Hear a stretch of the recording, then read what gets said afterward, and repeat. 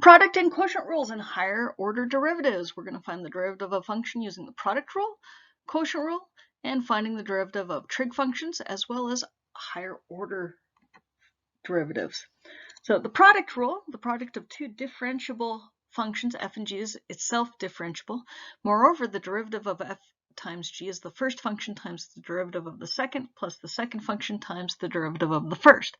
And that's what we have in this box right here. Now, I like to write a little bit different. I'll show you that in our proof. A version of the product rule that some people prefer, you can see it right here. This is my preferred one. It's the derivative of the first function times the second plus the first function times the derivative of the second. That helps us remember the quotient rule a lot better. So proof. Start with limit definition of the derivative. Limit as delta x approaches 0 of f of x plus delta x times g of x plus delta x minus f of x times g of x over delta x. We do a trick. We add and subtract the same amount. So if you notice in here, I added f of x plus delta x times g of x, and I subtracted that amount. So I added 0.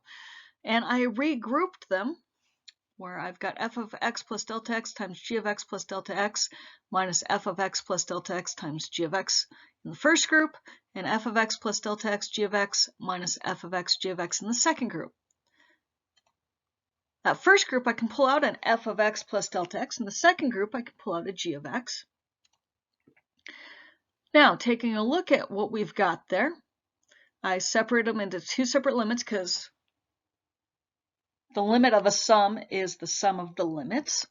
And I take a look here and I can do a limit of a product is the product of the limits. And I'm just going to take a look at this first one. Limit as delta x approaches 0 of f of x plus delta x is just f of x.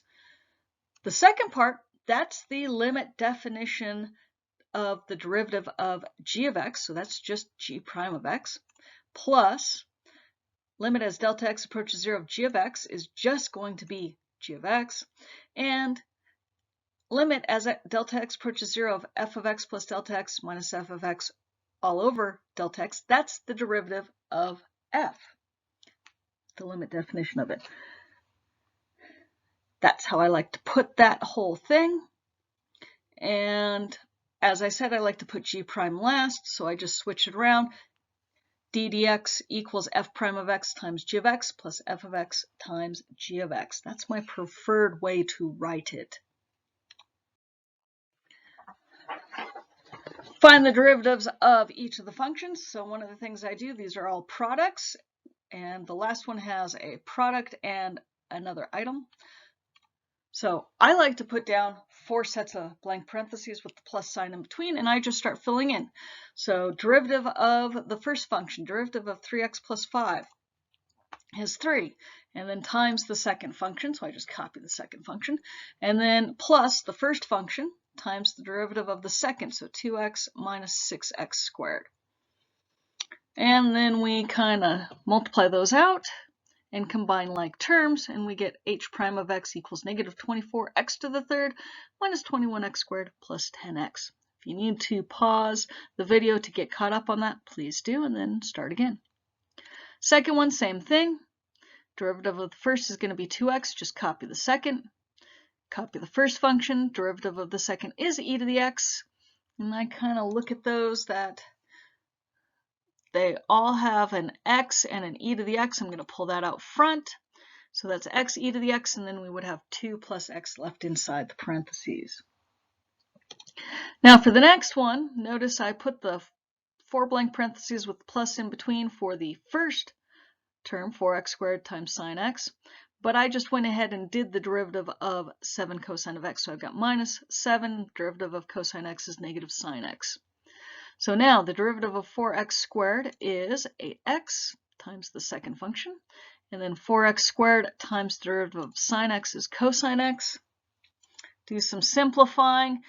We can put the sine x's together, and so put the 4x squared cosine x up front, and then 8x sine x plus 7 sine x.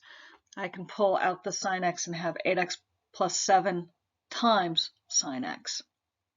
Quotient rule, if you take a look, the top looks almost exactly like the product rule, except it's minus instead of plus, and the denominator is the denominator function squared. That's why I like the product rule in this order.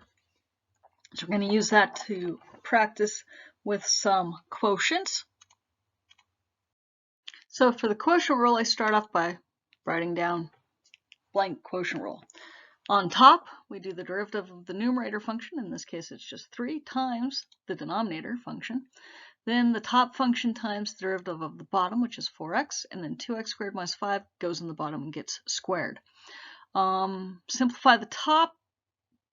We end up with negative 6x squared minus 4x minus 15 all over 2x squared minus 5 quantity squared.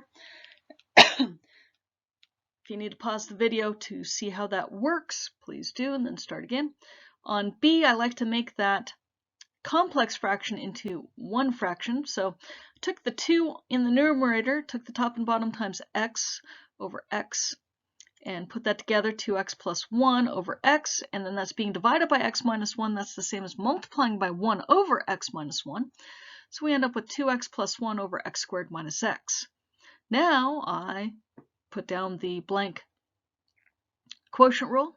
Derivative of the top is 2 times the bottom function, top function times derivative of the bottom. The bottom goes in the denominator and gets squared. Simplifying, we get 2x squared minus 2x minus the quantity 4x squared minus 1. That simplifies to negative 2x squared minus 2x plus 1 all over x squared minus x quantity squared. Next one, we got a 2 and then 3x squared minus 2x, and then the denominator function is 5x. And we got 2x squared, I just multiplied that out, minus 2x squared times derivative of the denominator is 5. 5x goes in the bottom. Simplifying, we get 30x to the third minus 20x squared. That quantity minus 10x to the third minus 10x squared all over 25x squared. Simplifying, we end up with 20x to the third minus 10x squared over 25x squared. I can divide everybody by a 5. I just pulled out a 10x squared on top because I can cancel the x squareds, but I'm going to have a 2 on top and a 5 on bottom. And I can simplify that to write that as y prime equals 2/5 times 2x minus 1. Again, pause if you need to before going on to the next page. Now from B, we wanted to take that and write the tangent line at the point 2, 5 over 2. And so we just take the derivative, well, plug in 2 to figure out that the y value is actually 5/2.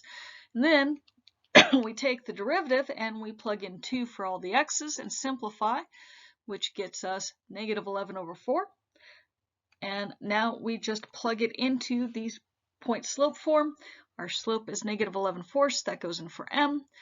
2 goes in for x sub 1. 5/2 goes in for y sub 1.